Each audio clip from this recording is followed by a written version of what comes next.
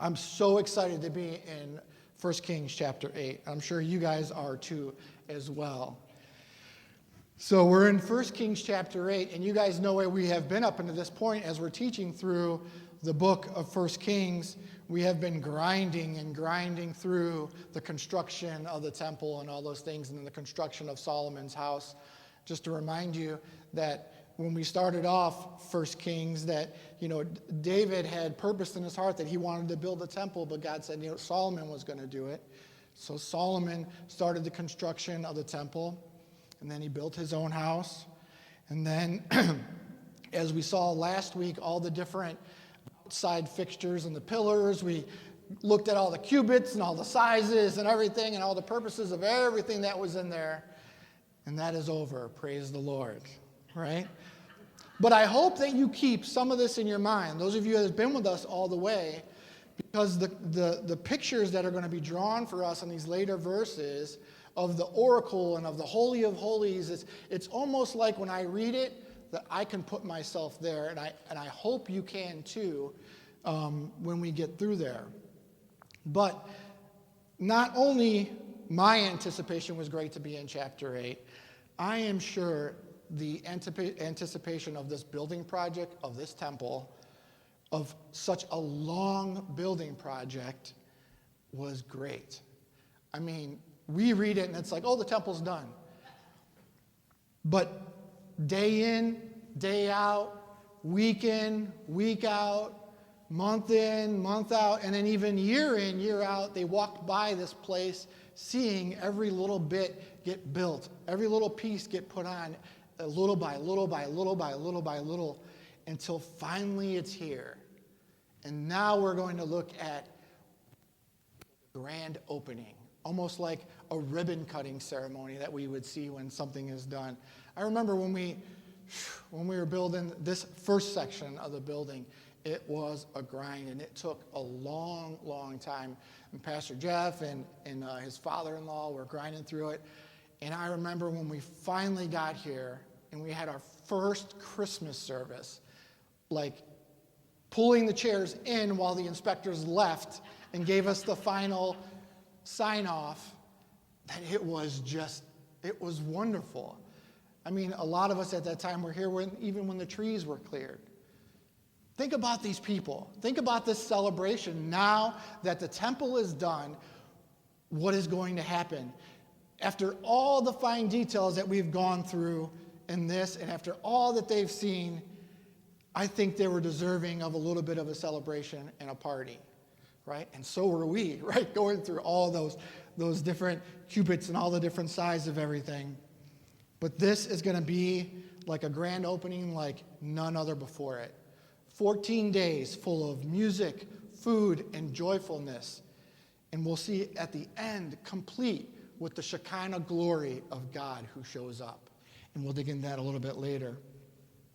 There is, however, I know I said the details and the pieces and the vessels and all that. There is one piece of furniture that needs to be dealt with before, and that is the Ark of the Covenant. And that is a very important piece of furniture that needs to go into the holiest place. Matthew Henry said this quote concerning the temple. He said, "The temple, though richly beautified, yet while it was without the ark, was like a body without a soul. Or the temple was like a candlestick without a candle. Or to speak more properly, a house without an inhabitant." So they're going to look for the Ark of the Covenant, and they're going to bring it. So verse 1, he summons them. I love it. Then.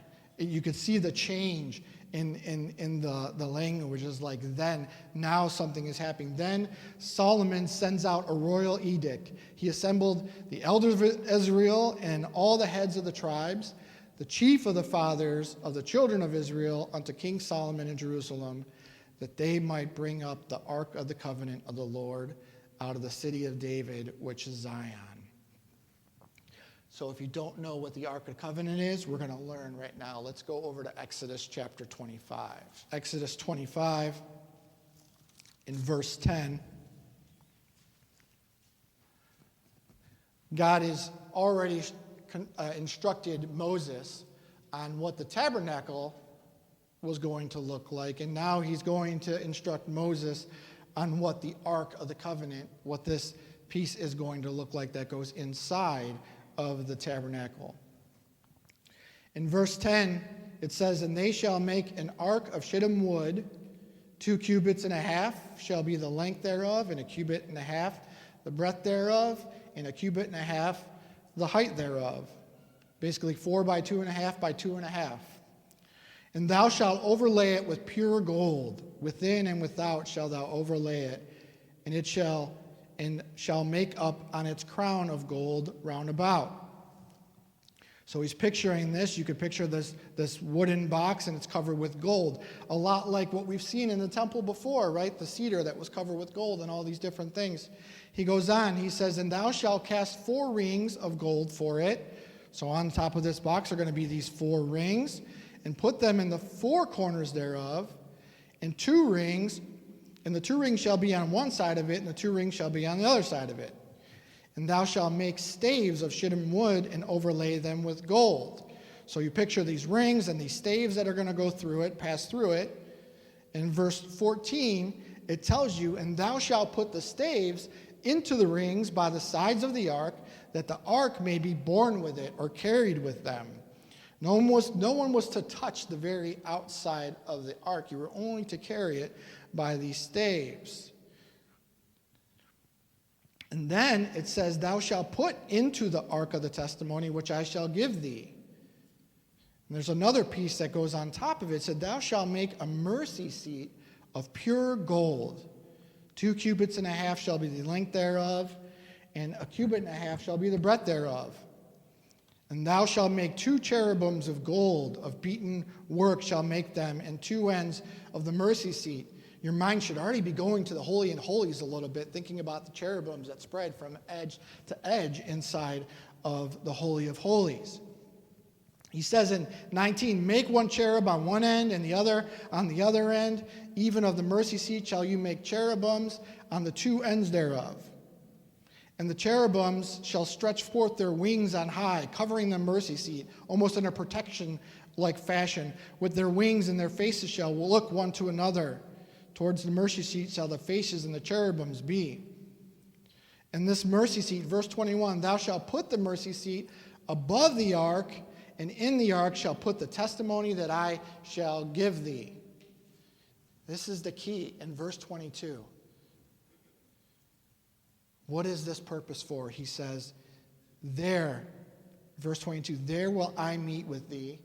God says, "I will meet with you there, and I will commune with thee from above the mercy seat, from which the 2 cherubims which are upon the ark of the testimony of all things which I give thee in the commandment unto the children of Israel."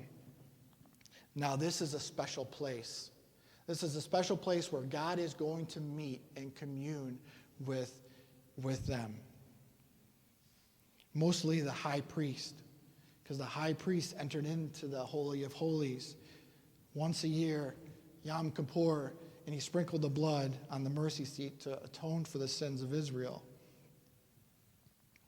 So when we think about this ark that was built, it had a journey. If you think back in your mind, we're going to go through like a little bit of a memory lane right here for the Ark of the Covenant. It was moved about a lot of times. It was built to go into the tabernacle, right? And it was God's throne of presence. You know, when the tabernacle was completed back in Exodus 40, the glory of the Lord filled the tent as well, and it rested on the ark. And this symbolized God's dwelling among his people. You also can remember the Ark of the Covenant when they were crossing the Jordan River back in Joshua chapter 3. If you remember, as soon as the priest carrying the ark stepped into the Jordan River, that the waters stopped flowing and they parted and they went safely to the other side. This was showing not only God's power, but God's presence was with them as well. If you remember, the Ark of the Covenant, the fall of Jericho, right? It's been around and around and around that walls of Jericho 7 days, right? And remember, the walls fell. This demonstrates the ark's role in God's deliverance and victory that was there that day. But we also know, if we think about the history of the ark, in 1 Samuel 4, the ark was taken. The ark was stolen. And the ark is taken from the Philistines, and it's almost treated like it's a good luck charm in battle. So they took it because they thought that the Israelites got power from it and that. And if we remember what happens, just think when they stole the Ark of the Covenant, well, it caused plagues. There was a time where they set this ark because they took it as it was like an idol, and they put it amongst their other idols. Two of them, they were Dagon and Ashdod. And when they put it in the room with their other treasures and their other idols, basically God just like knocked these statues over and he bowed them to the Ark of the Covenant. So this scared the living daylights out of all of the Philistines. And of course they returned it back to its rightful owner because they were terrified of its power. Don't ever steal from God. There was somebody else in the Old Testament that learned about that as well. And then the ark finally makes its way again back into Jerusalem in 2 Samuel 6 and 1 Chronicles 15. And then David moves the ark to Jerusalem with celebration. Though, through all that, remember I said that no one is to touch the outside of the ark. They were supposed to carry it by staves. One, if you remember, one Uzzah dies when touching it improperly. That shows God's holiness and the need for obedience to his commands. But then, it was carried from there now to the temple where we get. So the Ark of the Covenant now, we know, must be inside the temple. God's power, God's presence, God's glory needs to be in there.